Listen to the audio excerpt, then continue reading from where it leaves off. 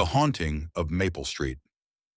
Many years ago, in a quiet town nestled between rolling hills, there stood an old abandoned house on Maple Street. The house had been empty for as long as anyone could remember, and people avoided it, whispering rumors about strange noises and eerie lights that flickered from the windows at night.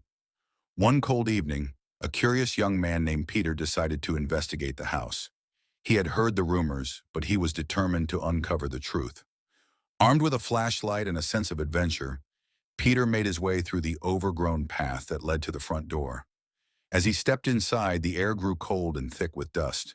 The house smelled musty, as if it had been forgotten by time itself. He walked cautiously through the dimly lit rooms, the wooden floor creaking beneath his feet. But it wasn't the house's old age that unsettled him. It was the feeling that something was watching him. Suddenly, he heard a faint whisper. It was soft at first, but as it grew louder, he realized it was a voice calling his name. Peter! Peter! Peter turned around, but there was no one in sight. His heart raced and the hair on the back of his neck stood up. He quickly walked toward the staircase, convinced that he had heard something in the attic.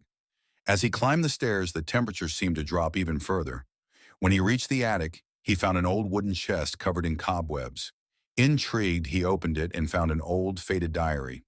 The pages were yellowed with age, but one entry stood out. It was written by a woman named Eliza, the house's last resident.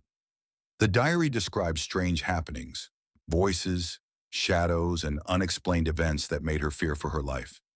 In the final entry, Eliza wrote that she had seen a figure, a ghostly apparition, standing at the foot of her bed every night. She believed it was the spirit of her late husband, who had died under mysterious circumstances. The last line of the diary read, "The ghost is not my husband, it is something far worse." Peter was about to leave when he felt a cold hand grip his shoulder. Spinning around, he found himself face to face with a pale, translucent figure.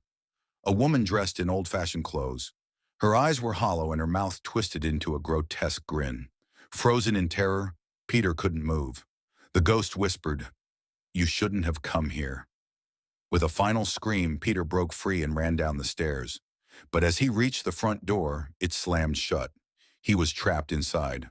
The house groaned as if alive, and the whispering voices grew louder. By dawn, the house fell silent again. The next day, Peter's body was found in the attic, his face frozen in terror.